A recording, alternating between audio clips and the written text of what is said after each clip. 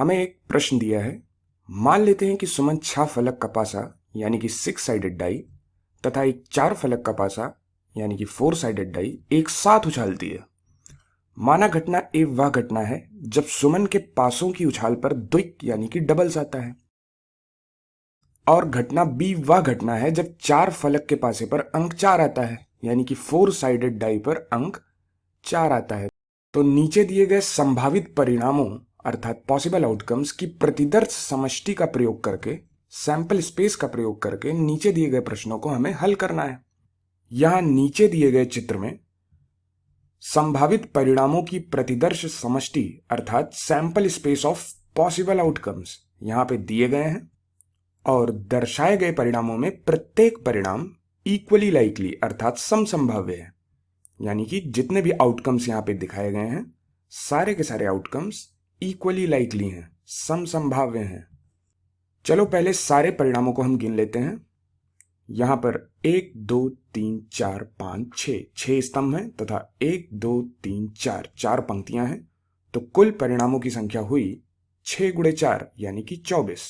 और यह सही भी है क्योंकि 4 फलक के पासे के लिए संभावित परिणाम हुए 4 तथा 6 फलक के पासे के लिए संभावित परिणाम हुए 6। जब इन दोनों पासों को हम साथ में उछालेंगे तो हमें संभावित परिणामों की संख्या मिलेगी 6 गुणे 4 यानी कि 24। और ये सारे के सारे परिणाम इक्वली लाइकली यानी कि समसंभाव्य होंगे।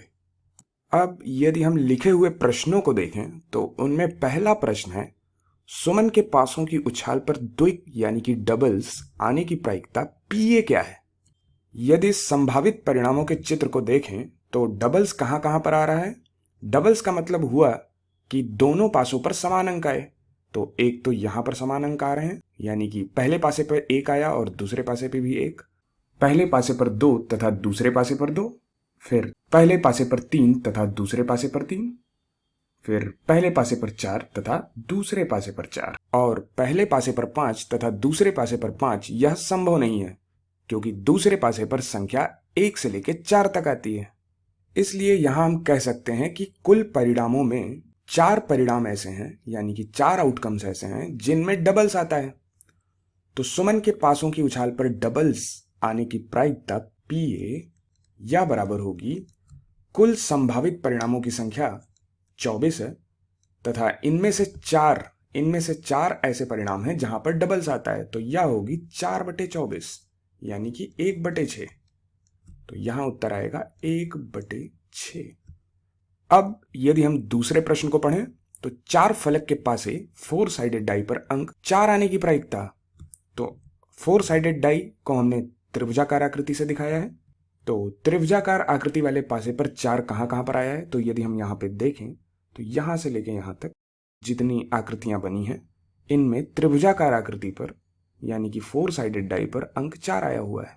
तो इस हरे बॉक्स में जो परिणाम बंद है यानी कि आउटकम्स बंद है इनमें 4 साइडेड डाई पर अंक 4 आया है। इसलिए 4 फलक के पासे पर अंक 4 आने की प्रायिकता पीबी यह बराबर होगा कुल संभावित परिणामों की संख्या है 24। तो नीचे आएगा 24, हर में आएगा 24। अब इन 24 समसंभाव्य परिणामों में अर्थात इक्वली लाइकली आउटकम्स में कितने परिणाम ऐसे हैं जिनमें दूसरे पासे पर 4 आया है। तो यहां पे देखें तो एक परिणाम, 2 3 4 5 6। तो कुल 6 परिणाम ऐसे हैं, 6 आउटकम्स ऐसे हैं कि जिनमें दूसरे पासे पर अंक 4 आया है। तो 24 समसंभाव्य परिणामों में से 6 परिणामों पर दूसरे पासे पर अंक 4 आया है।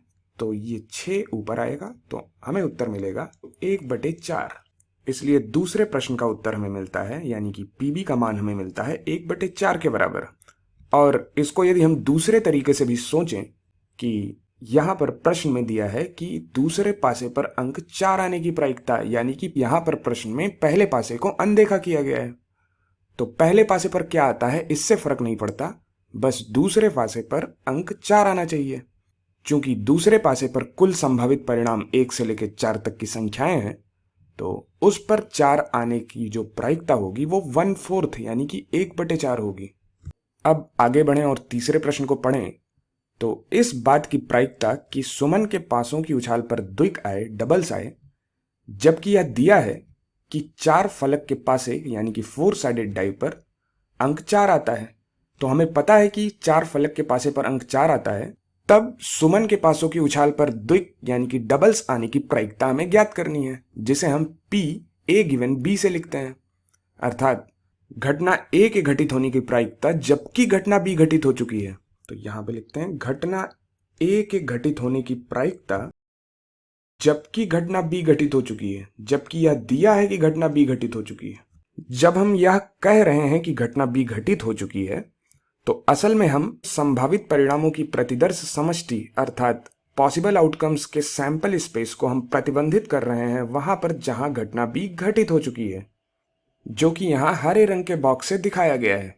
तो यहां पर 1 2 3 4 5 6 इक्वली लाइकली आउटकम्स हैं, अर्थात 6 सम संभावित परिणाम हैं जहां पर घटना B घटित हो चुकी है, और इनमें से कितने ऐसे हैं जहां पर घटना A घटित हो चुकी है, अर्थात कितने ऐसे हैं जहां पर सुमन के पासों की उछाल पर द्विक यानी कि डबल्स आए हैं। तो यहां पर इन परिणामों में एक ही ऐसा परिणाम दिख रहा है जिसे हमने गुलाबी रंग के बॉक्स में बंद किया है, जहां पर डबल्स आया हुआ है। तो इन 6 इक्वली लाइकली आउटकम्स अर्थात 6 सम संभावित परिणामों में एक परिणाम ऐसा है जहां पर डबल्स आया हुआ है। तो घटना A के घटित होने की प्रायिकता जबकि घटना B घटित हो चुकी है यह होगा 1/6। इसलिए P A गिवन B का उत्तर होगा 1/6।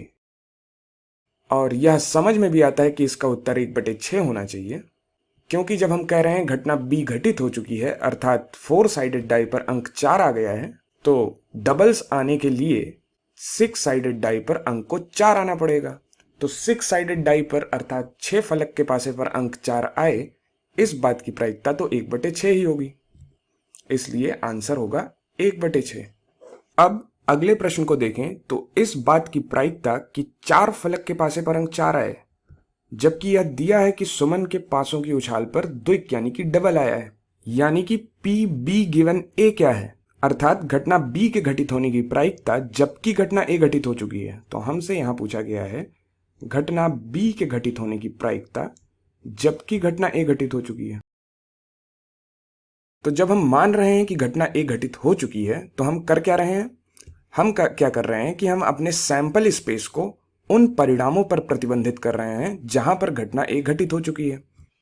तो यदि हम इस दिए गए चित्र में गुलाबी रंग के बॉक्स में बंद परिणामों को देखें, तो ये 4 इक्वली लाइकली आउटकम्स हैं, अर्थात 4 सम संभाव्य परिणाम हैं जहां पर घटना A घटित हो चुकी है। तो ये 1 2 3 4 आउटकम्स, 4 इक्वली लाइकली आउटकम्स अर्थात सम संभाव्य परिणाम ऐसे हैं जहां पर घटना A घटित हो चुकी है। तो घटना B के घटित होने की प्रायिकता जबकि घटना A घटित हो चुकी है, तो चूंकि हमने अपने सैंपल स्पेस को इन 4 परिणामों पर प्रतिबंधित किया है, तो यहां हर में आएगा 4। अब इन 4 परिणामों में वह परिणाम कौन सा है जहां पर घटना B घटित हो चुकी है? तो ये हरे रंग के बॉक्स में बंद गुलाबी रंग का जो बॉक्स है, यही वह परिणाम है जिसमें 4 फलक के पासे पर अंक 4 आया है। इसलिए ये जो 4 सम संभाव्य परिणाम थे जिनमें डबल्स आया था, इनमें एक ही परिणाम ऐसा है जहां पर घटना B घटित हुई है। तो इसलिए घटना B के घटित होने की प्रायिकता जबकि घटना A घटित हो चुकी है यह होगा 1/4। तो इसका उत्तर होगा PB गिवन A का उत्तर होगा 1/4। और यह समझ में भी आता है कि इसका उत्तर 1/4 आएगा, क्योंकि जब हमें दिया है कि घटना A घटित हो चुकी है अर्थात पासों की उछाल पर द्विक यानी कि डबल्स आए हैं, तो डबल्स कहाँ कहाँ आए हैं, द्विक कहाँ कहाँ पे आया है, तो 1 डबल्स 1 डबल्स 2 डबल्स 3 और डबल्स 4। तो ये 4 परिणाम है जहां पर डबल्स आए हैं और इनमें से एक पर घटना B घटित हुई है। इसलिए PB गिवन A 1/4 होगा, अर्थात 1/4 होगा। अब यदि आगे बढ़ें और अगले प्रश्न को देखें, तो इस बात की प्रायिकता कि सुमन के पासों की उछाल पर द्विक आए तथा दूसरे पासे पर अंक 4 आए, अर्थात यहां घटना A भी घटित हो तथा घटना B भी घटित हो, तो घटना A तथा B के घटित होने की प्रायिकता क्या है? यानी कि पासों की उछाल पर डबल्स आए तथा 4 फलक के पासे पर संख्या 4 आए, तो डबल्स भी आए तथा 4 फलक के पासे पर संख्या 4 भी आए। तो इन दिखाए गए पॉसिबल आउटकम्स में अर्थात संभावित परिणामों में कितने परिणाम ऐसे हैं जहां पर डबल्स भी आया है तथा 4 फलक के पासे पर यानी कि त्रिभुजाकार पासे पर संख्या 4 भी आई है? तो यह सिर्फ एक ही परिणाम है, यह है। तो इसका आंसर आएगा 1/24, अर्थात ए तथा बी के घटित होने की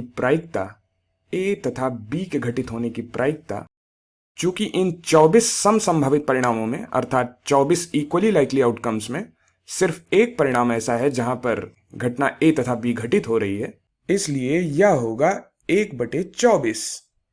और इस उत्तर को हम बॉक्स में लिख लेते हैं 1/24। अब यदि हम आगे बढ़ें और अगले प्रश्न को पढ़ें तो यह है PA गुणे PB गिवन ए। तो PA हमें पता है, PB गिवन ए पता है, इनका गुणा हमें इसका उत्तर देगा। तो PA क्या है? PA है 1/6। इसका गुणा PB गिवन ए के साथ, PB गिवन ए क्या है? यह है 1/4 और इसका गुणा हमें देगा 1/24। तो यह बराबर है 1/24 के। तथा अगले प्रश्न में पूछा है PB गुणे PA गिवन B क्या है? तो PB हमने निकाला है यानी कि B की प्रायिकता हमने निकाली है 1/4। तो यह बराबर होगा 1/4 गुणे PA गिवन B। तो PA गिवन B हमने निकाला है 1/6 और दोनों का गुणा हमें मिलेगा 1/24। अब यदि हम इन तीनों को ध्यान से देखें अर्थात छठे प्रश्न, सातवें प्रश्न के उत्तर तथा पांचवें प्रश्न के उत्तर, इन तीनों प्रश्नों के उत्तर को देखें तो हमें उत्तर समान मिले हैं 1/24, 1/24 और 1/24। तो क्या यह हमेशा सत्य होगा? अर्थात क्या हमें हमेशा PA तथा B का मान PA गुणे PB गिवन A तथा PB गुणे PA गिवन B के बराबर मिलेगा? इसका उत्तर है हाँ, यह हमेशा सत्य होगा। अर्थात इन तीनों के मान हमेशा बराबर होंगे। इसको हम इस प्रकार से भी सोच सकते हैं कि क्या हम घटना A तथा B के घटित होने को किसी दूसरे तरीके से भी लिख सकते हैं? अर्थात क्या हम घटना A तथा B के घटित होने की प्रायिकता को दूसरे प्रकार से लिख सकते हैं? यदि हम सोचें तो हम पाते हैं कि घटना A तथा B के घटित होने की प्रायिकता, तो इसको हम ऐसे सोच सकते हैं कि A तथा B का घटित होना क्या है? A तथा B का घटित होना है कि घटना A पहले घटित हो तथा घटना B घटित हो। अब चूंकि A घटित हो चुकी है इसलिए हम कहेंगे कि घटना B घटित हो जबकि घटना A घटित हो चुकी है। तो इसे हम लिख सकते हैं घटना A का घटित होना, तो A के घटित होने की प्रायिकता गुणे घटना B के घटित होने की प्रायिकता जबकि घटना A घटित हो चुकी है। या फिर हम ऐसे भी सोच सकते हैं कि A तथा B का घटित होना क्या है? A तथा B का घटित होना क्या है? घटना A तथा B का घटित होना है कि इस बार पहले घटना B घटित हो, तो हम कहेंगे कि घटना B घटित हो। अब घटना A घटित हो लेकिन चूंकि B घटित हो चुकी है इसलिए हम कहेंगे कि घटना A घटित हो जबकि हमें पता है कि घटना B घटित हो चुकी है।